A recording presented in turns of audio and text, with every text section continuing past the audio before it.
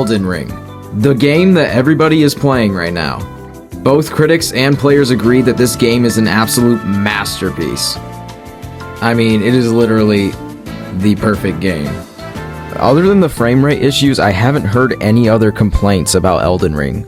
Everybody loves this game. Well, almost everybody.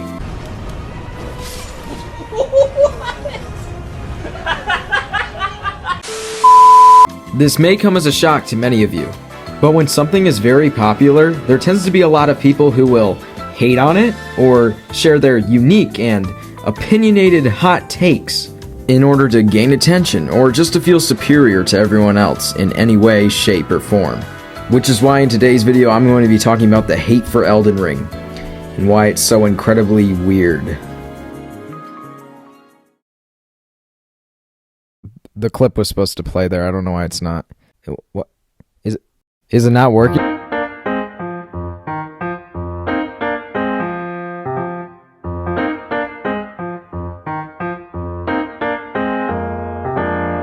Picture this.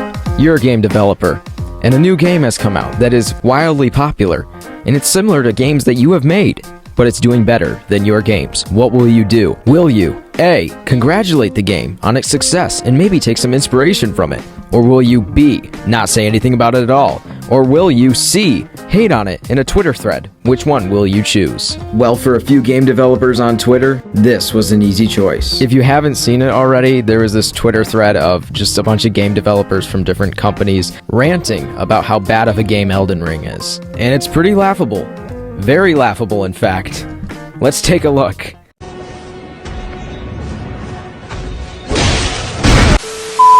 The fact that Elden Ring scored a 97 Metacritic is proof that reviewers don't care about game UX. My life is a lie.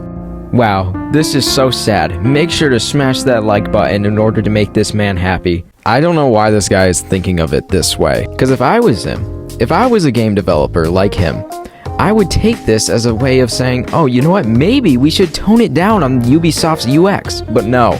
Instead, he goes on to say that nobody cares about video game UX, when I'm pretty sure everybody does. We just don't want a lot of it. And the reason why we don't like the UX and UI in Ubisoft games is because there's way too much of it. It's like all over the screen at once, just 5 million different little icons. Like, no, we don't want that. This is why I love this meme so much, because it's not even that far from reality. If Elden Ring was actually made by Ubisoft, this is exactly how it would be. And when I tell you that that would have ruined Elden Ring, it would have ruined Elden Ring. All the immersiveness, gone. Everything gone. All joy in life, gone.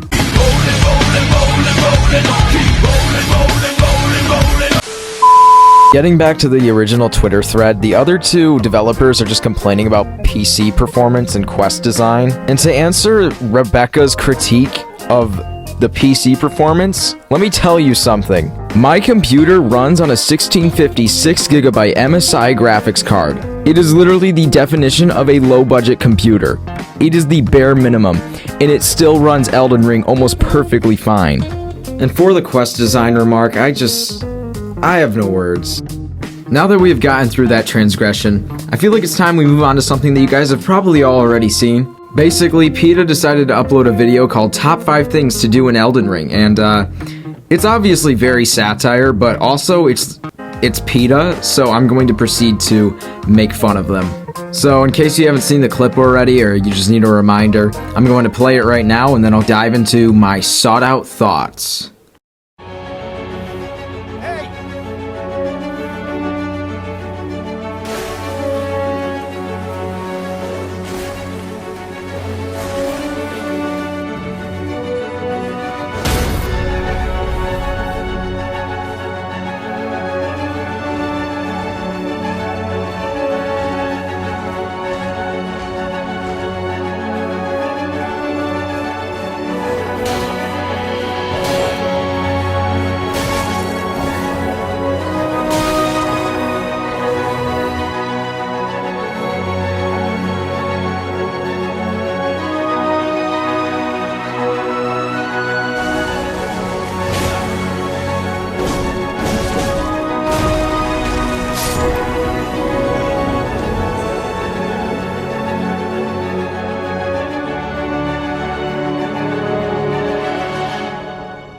So, first off, you're probably thinking, wow.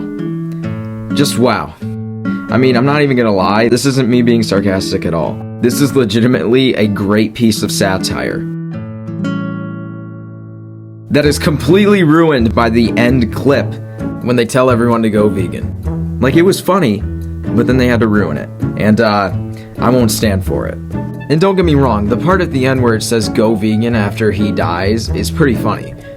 The part I have a problem with is when they show the link at the end, just basically trying to promote their cause through Elden Ring. Which, I mean, I guess that's good marketing, I guess? I don't know. Maybe I'm just biased and that's why I don't really like this video of PETA's. I mean, I like it, it's funny, it's just like, also, when you really think about it and you're like, wow, this company is shaming me for eating animals and they're euthanizing domesticated dogs. So, you know, there's a balance there. I feel like there's not really anything else to say about the video. It's just an interesting video. Would have never thought that PETA would make something like that. Let's get into the Steam reviews. Yay! The Steam reviews for this game are just downright beautiful.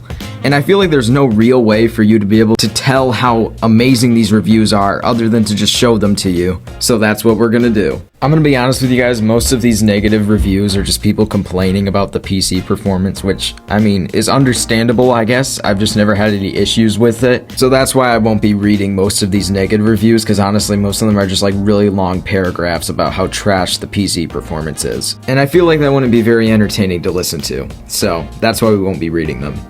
Trash game. Don't buy on PC. Can't even beat the first enemy called Launch. Which is just, I mean, wow. I had the same issue too with this game. But you wanna know how I solved it? I literally just uninstalled it and then reinstalled it onto my computer and then it was working fine. So maybe that was just my experience, because it also seems like there's a lot of people who are having performance issues, but who knows? Stuttering even worse than a toddler, and controls are as slow to respond as my Tinder matches. It truly feels like I'm gaming on a Samsung fridge. What a time to be alive. What the other reviews lacked in beauty, this man makes up for in his way with words.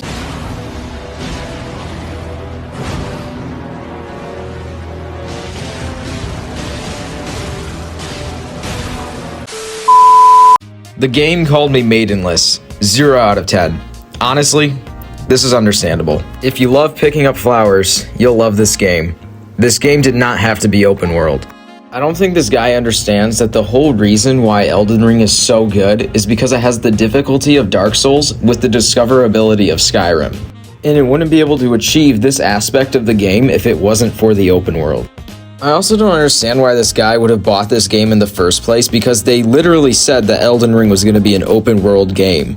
And yet you still bought it anyways. Like, that's so confusing to me. How did you not, like, did you just not read what the game was about? I'm so confused. Man says over 200 hours and just says no.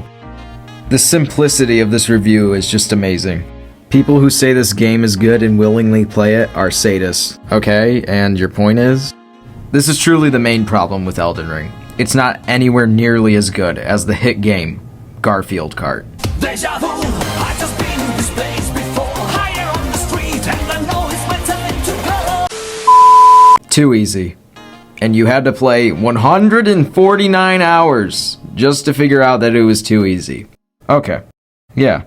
That makes sense. This review kind of shows why I wanted to make this video, because I feel like a lot of the negativity for Elden Ring is purely just coming from people who have played a lot of the game but just want to hate on it because of the fact it's so popular. And like I said at the beginning of the video, whenever there's something very popular, especially with video games, there's always going to be people who are going to want to hate on it. I mean, just take this guy for example. One day he makes a video called, "Why You Should Not Buy Elden Ring." And the next day he makes another video saying basically the exact opposite. So, I don't know, I just think it's weird when people hate on things for no reason except for attention and, you know, hate bait, but yeah. Other than that, I don't really have much else to say. The hate for Elden Ring is weird.